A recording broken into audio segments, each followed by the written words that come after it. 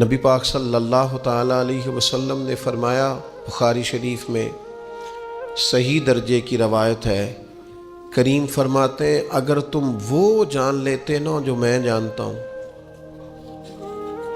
اگر تمہیں اس کا علم ہوتا نا جس کا مجھے علم ہے، تو فرمایا تم رویا کرتے، تمہاری کیفیات اور ہو جاتی۔ بعض اوقات کچھ لوگ غیر سنجیدگی کا مظاہرہ کرتے ہیں، ہنستے ہیں، شغل بناتے ہیں، بہت سارے کام ایسے ہیں، بہت سارے فیوز و برکات ایسے ہیں جو انہیں ملنے ہوتے ہیں، نہیں مل پاتے، تو وہ غیر سنجیدگی طبیعت کی، لہجے کی غیر سنجیدگی، ان سے وہ فیوز و برکات اٹھا لیتی۔ میں دوستوں سے کہتا ہوں، آپ کسی جگہ محفل میں جاتے ہیں، آپ کسی دینی اجتماع میں جاتے ہیں، لیکن رستے میں اگر آپ شغل کرتے ہوئے جا رہے ہیں، ہنستے ہوئے جا رہے ہیں، آپ نے کیا فائدہ حاصل کیا؟ آپ جہاں بھی جا رہے ہیں، موبائل آپ کا آن ہے، موبائل دیکھ رہے ہیں، موبائل چلا رہے ہیں، موبائل ہی چل رہا ہے، تو آپ نے کیا سنجیدگی حاصل کی؟ پایا کیا؟ ہر کام صرف موبائل کے سٹیٹس کے لیے کیا ہے؟ تم اگر وہ جان لیتے جو میں جانتا ہوں۔ اصحاب صفا کے پاس قرآن مجید کی کوئی آیت تلاوت کی گئی تو وہ رونے لگے، صحابہ رو پڑتے تھے، اللہ کے خوف سے، خشیت سے رو پڑتے تھے۔ کوئی آیت تلاوت کی گئی، اصحاب صفا رو پڑے، ان کو روتا دیکھ کر حضور بھی آئے اور اللہ کے رسول کی آنکھوں میں بھی آنسو آئے، اور پھر اللہ کے حبیب علیہ السلام نے اس عمل کا اظہار فرمایا۔ حضور فرمانے لگے، جو آنکھیں رب کے خوف سے آنسو بہاتی ہیں نا، ان کو اللہ پھر دوزخ پر حرام کر دیتا ہے، پھر وہ جہنم میں نہیں جایا کرتا۔ وہ اللہ کے خوف سے چھلک پڑی، جذبات ابل کر باہر آ گئے۔ سعادت مند لوگ ہوتے ہیں، سعادت مند۔ نبی پاک علیہ السلام نے فرمایا، ترمذی میں موجود ہے، حضور فرماتے ہیں 3 باتیں خوش بختی کی علامت ہیں۔ یا رسول اللہ صلی اللہ تعالی علیہ وسلم کون سی؟ تو ایک تو حضور نے فرمایا اللہ سے ڈرو، اور دوسرا فرمایا بلا وجہ اپنے گھر سے نہ نکلو، اور تیسرا فرمایا اپنے گناہوں پر رویا کرو۔ اگر تمہیں رونا آ جاتا ہے تو یہ سعادت مندی ہے تمہارے لیے۔ مجھے کچھ دوست کہتے ہیں مجھے غصہ بڑا آتا ہے، تو میں کہتا ہوں مجھے بھی بڑا آتا ہے، بڑا آتا ہے، لیکن اپنے گناہوں پر آتا ہے، اپنی غلطیوں پر آتا ہے۔ مجھے زندگی میں جتنا غصہ آیا ہے اپنی کوتاہیوں پر آیا، جہاں جہاں مجھ سے سستیاں ہوئی ہیں مجھے ان پر غصہ آتا ہے، اور جب اپنے آپ پر غصے سے فارغ ہوں گے تو کسی اور پر بھی کر لیں گے۔ ابھی تو ڈھونڈتا پھرتا ہوں اے اقبال اپنے آپ کو، آپ ہی گویا مسافر، آپ ہی منزل ہوں میں۔ میرے عزیز، اگر انسان کو یہ سعادت مندی نصیب ہو جائے، وہ کبھی اپنے مالک کے خوف سے رو پڑے، کبھی اس کی محبت میں رو پڑے۔ مجھے بتائیں نا، بچہ جب رو ہی پڑتا ہے تو پھر اماں سارے کام چھوڑ کے متوجہ ہو جاتی۔ لوگ کہتے ہیں وہ میرے پاس آیا تھا تو بس رو ہی پڑا تھا، تو پھر میں کیا کرتا؟ وہ رو ہی پڑا ہے تو معاملہ ختم ہو گیا۔ بچے کی شدید غلطی پر اسے ڈانٹا تھا، پر وہ رو پڑا، نرم ہو گیا دل ماں کا، باپ کا، چچا کا، بڑوں کا، چونکہ وہ رو پڑا ہے۔ عزیز بھائی، جب تو بھی رب کی بارگاہ میں رو ہی پڑے گا نا، جب تو اس کی خشیت سے ٹوٹ ہی جائے گا نا، جب اس کے حضور آ کے عرض کرے گا نا، مالک میں کہاں جاؤں تیری بارگاہ میں نہ ہوں، کہاں جاؤں؟ اعلیٰ حضرت بریلوی رحمۃ اللہ علیہ کے والد تھے، بڑے درد سے دعا کرتے تو لوگ ان سے دعائیں کرایا کرتے تھے، اور عجیب سے نا دعا کے اندر محو ہو جاتے تھے۔ اپنے لفظوں میں بات کروں تو بڑی کھوب کے دعا کر دے سن۔ اے بعض بندے رٹیاں رٹائیاں دعاواں کر دیں، بس وہ ٹھیک ہے، ہاتھ اٹھا دیے، جو مولانا صاحب کہیں گے ہم بھی، وہ بڑے محو ہو کے دعا کرتے تھے۔ کسی نے ان سے کہا حضرت اتنی للہیت سے اور اتنی محویت سے اور اتنے ذوق سے دعا کیسے؟ فرمانے لگے میں نے اپنی بیوی سے طریقہ سیکھا ہے۔ سیکھنے والے سبھی جگہ سے سیکھتے، اپنے بچوں سے بھی سیکھ لیتے، اور جن کا خیال ہونا ہمارے پاس کل عقل آ گئی ہے، وہ بیچارے عقل کو خیر بات کہہ دیتے ہیں، جن کو سارا ہی پتہ ہے انہیں کچھ پتہ نہیں۔ کہتے بیوی سے سیکھا ہے دعا مانگنے کا طریقہ۔ حضرت وہ کیسے؟ فرمانے لگے اسے کوئی کام تھا مجھ سے، کوئی گھر کا خرچہ تھا، اس نے بتایا خرچہ، میں نے اسے کہا ابھی میرے پاس پیسے نہیں ہیں، آتے ہیں تو دوں گا۔ 2-4 دنوں کے بعد پھر اس نے کہا، میں نے کہا تھا گھر کے خرچے کے لیے کچھ پیسے، تو فرماتے ہیں میں نے کہا ابھی میرے پاس نہیں ہے، آتا ہوں تو دیتا۔ عورتوں کی عادت ہوتی ہے بار بار یاد کرانا، کہتے اس نے پھر یاد کرایا۔ وہ میں نے گزارش کی تھی کچھ پیسے چاہیے، فرماتے مجھے غصہ آ گیا۔ میں نے کہا تو کیا روز ایک ہی بات کرتی ہے، تجھے کہا ہے نا ابھی پیسے نہیں ہیں، آتے ہیں تو دے دوں گا۔ ہر روز یاد کرانے کا کیا مطلب ہے؟ ایک ہی بات کا رٹا لگایا، پیسے چاہیے پیسے، ٹھیک ہے خرچ ہے آپ ٹھیک کہہ رہی پر ابھی نہیں میرے پاس۔ کہتے میں نے ڈانٹ دیا۔ سعادت مند خاتون تھی، حوصلے سے ڈانٹ برداشت کی۔ تو کہنے لگی غلطی ہو گئی، مجھے نہیں بار بار کہنا چاہیے تھا، آپ تو ناراض ہی ہو گئے، لیکن ایک بات یہ کہنی تھی کہ آپ ہی میرے شوہر ہیں، میں آپ سے نہ کہوں تو پھر کس سے جا کے کہوں؟ آپ سے ہی کہنا ہے نا، میرے آپ ہے نا میرے سر کے تاج، تو کس سے اور کہوں؟ میں اور کسی سے کہوں؟ شیخ فرماتے ہیں میرے ہاتھ میں کچھ چیز تھی، ہاتھ کانپا، وہ چیز گری، چھم چھم میرے آنسو ٹپکے، چھم چھم میں رو پڑا۔ تو خاتون کہنے لگی آپ کیوں روئے، کیا ہوا؟ تو فرمانے لگے مجھے تو رب سے مانگنے کا طریقہ تو نہیں سکھا دیا۔ جب میں اس کی بارگاہ میں عرض کروں گا نا مالک بڑے دروازوں پہ گیا ہوں کوئی نہیں میری سنتا، بڑے درد کے ساتھ میں نے کہا ہے پر فریاد کو کوئی نہیں پہنچا، اے اللہ تو ہی میرا رب ہے، پھر تجھے نہ کہوں تو کس کی بارگاہ میں جا کے کہوں؟ میں بیمار ہوں اور شفاؤں کے لیے ترس گیا ہوں، میں مقروض ہوں اور جان چھڑانے کے لیے ترس گیا ہوں، میں کمزور ہوں اور سعادت پانے کو ترس گیا ہوں، میں بے کیف ہوں اور سجدوں کی لذت کے لیے بے چین ہو گیا ہوں، میں بے کیف ہوں اور چاہتا ہوں میرا قرآن پاک کی تلاوت سے دل لگے، پر مالک جب توفیق تو دینے والا ہے تو پھر تجھ سے نہ کہوں تو میں کس سے جا کے کہوں؟ نبی پاک صلی اللہ تعالی علیہ وسلم نے فرمایا 2 آنکھیں دوزخ میں نہیں جائیں گی۔ یا رسول اللہ صلی اللہ علیہ وسلم اتنا کرم، وہ 2 آنکھیں کون سی ہیں؟ فرمایا ایک وہ جو اللہ کی راہ میں رات جاگتی رہی، کسی سرحد پر پہرا دیا، کوئی ڈیوٹی کی، کوئی خدمت کی راہ خدا میں، جو آنکھیں بیدار رہی راہ خدا میں دوزخ میں نہیں جائیں گی۔ اور دوسرا فرمایا جو رب کی یاد میں رو پڑی، جس سے خشیت آئی، جو ڈر گیا پر ڈرا اللہ کے لیے، آنسو فارسیل نہ ہو، کوئی اداکاری کا ماحول نہ بنائے، وہ اس طرح نہ ہو رو رو کے دعا، رکت انگیز دعا، اور فلاں کیا بات، فلاں کے بڑا رلایا اور فلاں میں بڑا درد تھا اور فلاں کے آنسو نکل آئے اور پیر صاحب قبلہ رو ہی پڑے۔ فارسیل نہ ہو چیزیں، اداکاری نہ ہو، اس کی طبیعت پر پورا اثر ہو۔ اور جب خشیت کے ساتھ وجود کانپتا ہے، وہ کسی نے کہا تھا کہ آنسو قربت کا سبب ہوتے ہیں، جب آپ کی روح کسی کی روح سے ملتی ہے تب آنسو نکلتے ہیں۔ جب تو اللہ سے پورا جڑ جاتا ہے نا، جب رسول کائنات کی بارگاہ سے تیری پوری توجہ لگ جاتی ہے، پھر آنسو بن کر دل تے پار پوے جس ویلے ادو پار بناون اکھیاں، تے بے درداں محبوباں دے سارے ناز اٹھاون اکھیاں۔ عزیز دوست، جب آپ پورے طور پر جڑ جاتے او یارو، کتنا روئے ہیں مسلمان اقوام متحدہ کے سامنے جا کے،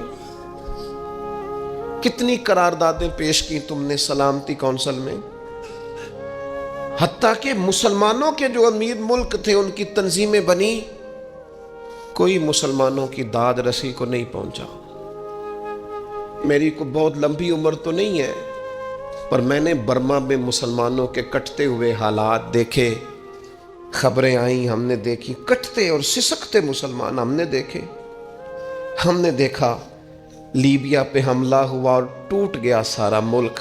میں نے وہ منظر دیکھا جب غوث پاک کے بغداد میں بمب گرے۔ ہم نے وہ دور دیکھا جب کسی نے خبر دی کہ کربلا میں پھر سے کربلا برپا ہے۔ ہم نے وہ منظر دیکھا جب پتا چلا کہ پھر سے مولا علی کے نجف اشرف کو اجاڑا جا رہا ہے۔ ہم نے وہ سارے منظر بار بار دیکھے، بار بار سنے، اور اب تو شرم آتی ہے میرا دل کرتا ہے میں فلسطین کا نام نہ لیا کروں، شرم آتی ہے۔ یہ کوئی ہماری تقریروں کے موضوع ہیں؟ یہ کوئی ہمارے کالم لکھنے کے عنوان ہیں؟ یہ کوئی ہمارے موبائل پہ لگانے کے سٹیٹس ہیں؟ یہ تو شرم سے مر جانے کا مقام ہے۔ یہ کوئی گردنیں اٹھا کے بات کرنے والی بات ہے؟ یہ موبائل پہ ایک دوسرے کو ویڈیو دکھانے کا منظر ہے؟ رمضانوں میں شاموں میں اپنے اپنے بچوں کو سینوں سے لگا کے افطاریاں کرانے والوں اور بچوں سے پوچھنے والوں کہ پتر تو کی کھانا ہے، اس سے پوچھ لے اس کی مرضی کیا ہے۔ تمہیں پتہ ہے فلسطین کی بیٹیاں بھی سیدہ خدیجہ الکبریٰ کی بیٹیاں ہیں، وہ مومنوں کی مائیں ہیں تو ان کی بھی تو مائیں ہیں نا۔ فلسطین کی بہنیں بھی صبح قیامت حضرت فاطمہ کے پلو میں پناہ لیں گی۔ نبی پاک صلی اللہ تعالی علیہ وسلم نے فرمایا من اذا مسلمن فقد اذانی۔ میں کیسے وہ بات آپ کے دلوں تک اتاروں کہ حضور نے فرمایا جب میرے مسلمان کو تکلیف ہوتی ہے تو مجھے تکلیف ہوتی ہے، مجھے درد ہوتا ہے۔ اس رسول کی امت جو کافروں کی رسیاں زور سے باندھی جائیں تو حضور فرمائیں ڈھیلی کر دو، یہ ہائے ہائے کرتے ہیں تو مجھے نیند نہیں آتی۔ اگر بدر میں قیدی بنا کے لایا گیا کافر ہائے ہائے کرے تو حضور کو نیند نہیں آتی، تو مجھے بتاؤ کہ فلسطین کی بیٹیاں ہائے ہائے کرتی ہیں تو گنبد خضرا میں محبوب کو آرام ہے؟ میرے عزیز، بے حسی کی زندگی، چھوٹے موٹے بیانات، تو بھی کہہ دے تھوڑا سا فلانے کا بیان نہیں آیا، کیا کرنا ہے بیان دے کے، کیا بات کرنی ہے تذکرہ کر کے؟ دوستو آؤ رو کے دیکھ لیا ساری دنیا کے سامنے، کچھ رب کے سامنے رو کے نہ دیکھ لیں؟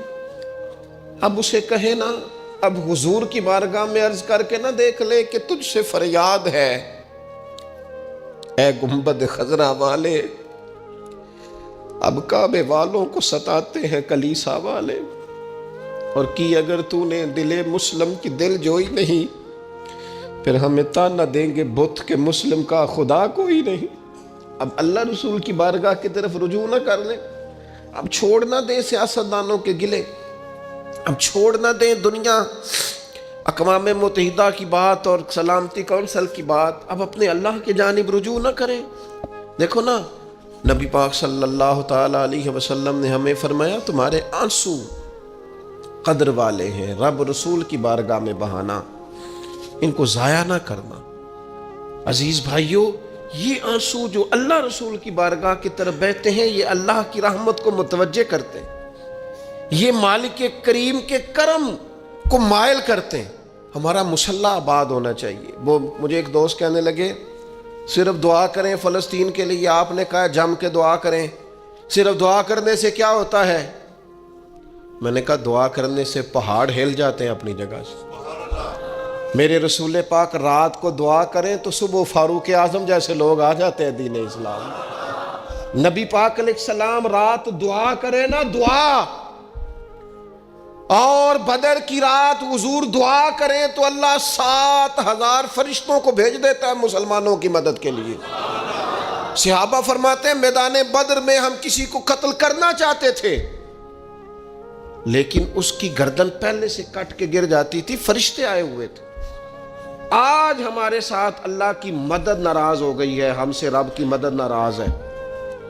ہماری مجموعی غلطیاں، قومی کوتاہیاں، بددیانتیاں، رشوت خوریاں، ہمارے جھوٹ، ہماری بد اخلاقیاں، مجموعی طور پر سوسائٹی کی مادہ پرستی، اخلاقی رویوں کی گراوٹ، لوٹنا، اپنا حصہ وصول کرنا، جگہ جگہ پہ کمیشن مقرر کرنے، ہر شخص کا ذات کے لیے سوچنا، اللہ کی مدد پھر روٹ جایا کرتی ہے، ناراض ہو جایا کرتی ہے۔ سب سے ضروری کام یہ ہے، سب سے ضروری کام کہ اللہ کی مدد شامل ہو۔ سب سے، ایک صحابی تھے، ایک جگہ انہیں شہید کیا جا رہا تھا، تو کافر چاہتے تھے کہ ہم ان کی لاش کو معاذ اللہ ثم معاذ اللہ بے حرمتی کریں۔ انہوں نے عرض کی مالک تو میرا مددگار ہے، اس بیابان جنگل میں میری مدد کرنا۔ شہد کی مکھیاں آ گئیں، ان کے پورے وجود کو چھپا لیا، کوئی چیز قریب آئی نہیں. اور لوگ کہتے ہیں مکھی اٹھ کے بیٹھے تو زخمی کر دیتی ہے، لیکن وہ اٹھ کے گئیں تو وجود پہلے سے زیادہ تر و تازہ تھا. اللہ نے محفوظ کر لیا وجود ان لوگوں کا، اللہ نے حفاظت فرمائی. اللہ کی مدد شامل تھی، اللہ کی مدد. ایٹم بم تم نے بنا لیے، ہتھیار تم نے سجا لیے، دولتیں تم نے جمع کر لی، بڑے بڑے تم نے ادارے قائم کیے. اب ایک کوشش اور بھی کرو، رب رسول کی بارگاہ میں رو تاکہ تمہیں اللہ کی مدد بھی ملے، تمہارے اندر حوصلہ بھی پیدا ہو، تمہارے اندر شعور بھی بلند ہو، اپنی ذات سے اٹھ کر سوچنے کی تمہیں طاقت بھی میسر آئے. میرے عزیز، اگر اس کی بارگاہ میں رونا آ جائے نا، اس کی بارگاہ میں اسے منانا آ جائے، تو پھر تو کیفیات ہی کچھ اور ہو جاتی ہیں. کتنا کو روئیں بھلا؟ حضور فرماتے ہیں بہت لمبا تم نہ بھی نہ رونا، اگر مکھی کے یا مچھر کے پر کے برابر بھی تمہارے آنسو نکل گئے نا، میں اب اس سے زیادہ کیا آپ کی بارگاہ میں بات عرض کروں. حضور فرماتے ہیں ایک مکھی اور مچھر کے پر کے برابر بھی تیری آنکھ سے آنسو نکل آیا، شرط یہ ہے نکلے ریاکاری کے لیے نہیں، نکلے اللہ کی رضا کے لیے، اس کی خشیت میں نکلے. فرمایا اگر مکھی کے پر کے برابر بھی تو رو پڑا تو اللہ تعالیٰ تیرے لیے دوزخ سے آزادی لکھ دے گا. اور نبی پاک صلی اللہ تعالیٰ علیہ وسلم نے بیان فرمایا ہے، حضور فرماتے ہیں جو اللہ کے خوف سے رو پڑے نا، جس طرح بھینس بکری گائیں کے تھنوں سے نکلا ہوا دودھ دوبارہ تھنوں میں نہیں نہ جاتا، اسی طرح جو رب کی یاد میں رو پڑے وہ دوزخ میں نہیں جاتا. یہ مثال دیکھیں کیسی دی حضور نے سمجھانے کی. اگر کبھی رونا آئے اس کے لیے تنہائی کا انتخاب کریں، مجموع میں نہیں. ایک بندے کو حضرت عمر نے مجمع میں روتا دیکھا تو فرمایا یہ کام تو اکیلے میں کرتا، تیرے لیے برکت والا ہوتا، تیرے آنسو نکلیں، تیرے رخساروں پہ بہیں. اور شیر خدا تو شیر ہے نا، حضرت مولا علی شیر خدا فرماتے ہیں اگر تیری آنکھوں سے کبھی آنسو نکلے نا اللہ کی یاد میں، حضور کی محبت میں، تو فرمایا ان آنسوؤں کو پوچھنا نا، ان کو چہرے سے صاف نہ کرنا. یہ تو آنسو اس قابل ہیں کہ تیرے رخساروں پہ رہیں، یہ تو روشنی ہے تیرے چہرے کی، ان کو پوچھنا نا. حضرت علی رضی اللہ تعالیٰ عنہ نصیحت کرتے ہیں انہیں رہنے دے، یہ آنسو بڑا قیمتی ہے، یہ نکلا تیری آنکھ سے ہے پر کسی کا ہو کے نکلا ہے، نکلا تیری آنکھ سے ہے پر کسی کے لیے نکلا، نکلا تیری آنکھ سے ہے پر اس نے تجھے بتایا ہے کہ تیرے وجود میں، تیری دھڑکنوں میں، تیرے جذبات میں کسی اور کا بھی حصہ ہے. یہ رب رسول کی رضا کے لیے چھلکا ہے. وہ حضرت شیخ سعدی رحمۃ اللہ تعالیٰ علیہ آپ مہمان نواز بڑے تھے. حضرت سعدی، کچھ لوگ نا بڑے مہمان سارا دن یہی سوچتے رہتے ہیں کسی کو کھلانا کیسے، ہاں جی دنیا آوے کھا کھا جاوے تے راضی ہووے بلا. تو حضرت سعدی مہمان نواز بڑے تھے تو قرضہ چڑھ گیا. قرضہ صرف مہمانوں کو کھانا کھلانے کا ہی تھا. تو ایک دن سارے ہی قرض کھا کے بیٹھ کے کہنے لگا بابا پیسے دیں گے تو جائیں گے، پیسے رکھ. سب جھگڑا کر رہے ہیں. تو حضرت سعدی کہتے ہیں وہ مطالبہ کر رہے ہیں پیسے دو اور مجھے ٹینشن ہے، ان کو کھلایا پلایا کچھ نہیں. تھوڑی دیر گزری تو ایک بچہ آ گیا کچھ بیچتا بیچتا. اس نے آ کے کہا نوجوان نے کہ جناب میں مجمع دیکھتے ہیں تو بعض لوگ بیچنے والے آ جاتے ہیں. اس نے وہ چیز بیچنے کے لیے سامنے کی تو کہنے لگا لینی ہے. تو حضرت فرمانے لگے میرے مہمانوں کو دے دو کھا لیں. انہوں نے دے دی. اب وہ کہنے لگا پیسے. تو حضرت بڑے پریشان ہوئے، کہنے لگے بیٹا آپ بھی بیٹھ جائیں، یہ بھی سارے پیسے لینے ہی آئے ہیں، ان کو ملیں گے آپ کو بھی مل جائیں گے. تو وہ نوجوان رو پڑا.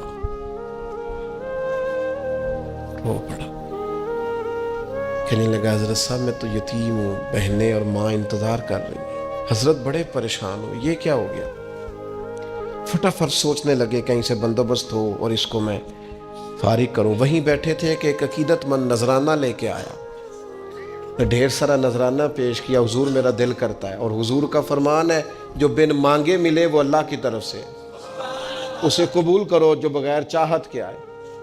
تو اس نے نظر پیش کی تو وہ ڈھیر سارا نذرانہ تھا. حضرت نے جن کے پیسے دینے تھے سب کو دیے، اس کو بھی دیے، سب قرضے ادا کر کے بھی تھوڑے سے بچ گئے.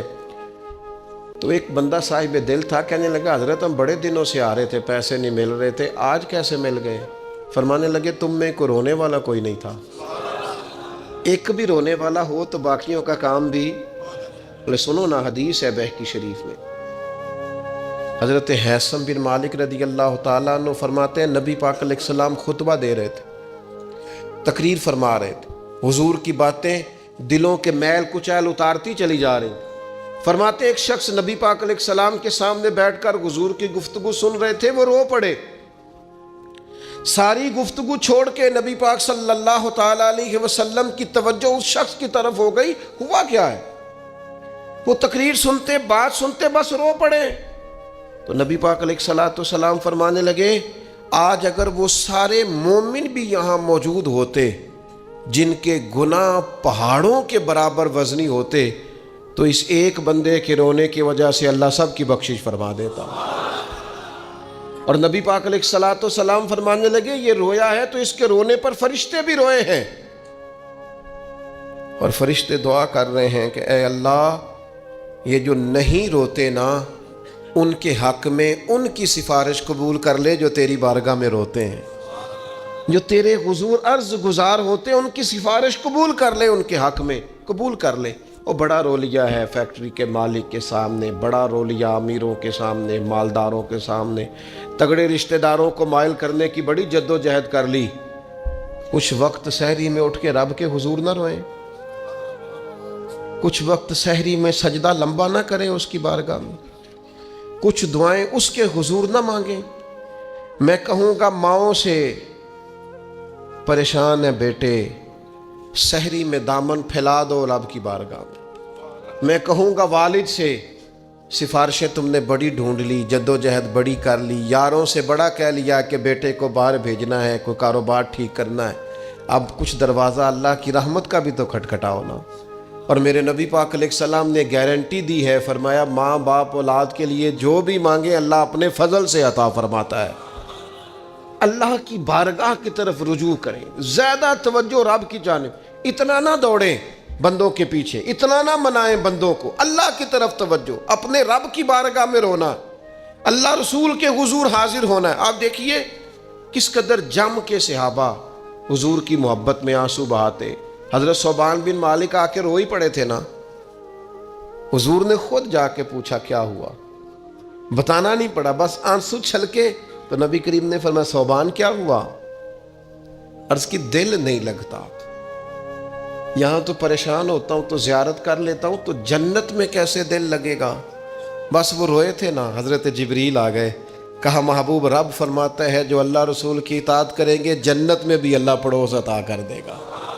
رو پڑے تو جنت تک بات چلی گئی، رو پڑے تو میرے عزیز یہ تو ہے نا عام آدمی کا رونا، صحابہ کا رونا۔ اور اگر آنسو نبی پاک کے نکل آئیں تو صحیح مسلم میں، صحیح بخاری میں حدیث ہے، سرکار دو عالم علیہ السلام ان آیات کی تلاوت فرما رہے تھے جو حضرت ابراہیم علیہ السلام کے بارے میں آئیں، جو جناب عیسیٰ کے بارے میں آئیں، جن آیات میں حضرت ابراہیم اور جناب عیسیٰ علیہ السلام نے کہا ہے اللہ بہت سارے لوگ گمراہ ہو گئے، بہت سارے لوگ گمراہ کر دیے گئے، اور جن میں یہ فرمایا کہ یا اللہ جو میری اطاعت کریں گے وہ میرے ہیں، اور جو میری نافرمانی کرے تو ان کے لیے غفور ہے۔ جب اپنی اپنی امت کے گناہگاروں کا تذکرہ جناب ابراہیم اور حضرت عیسیٰ علیہ السلام جو کرتے ہیں اور قرآن مجید نے جس کا بیان کیا اس کو حضور نے پڑھا تو نبی پاک کی آنکھوں میں آنسو آ گئے۔ یہ مسلم شریف ہے، حضور روئے۔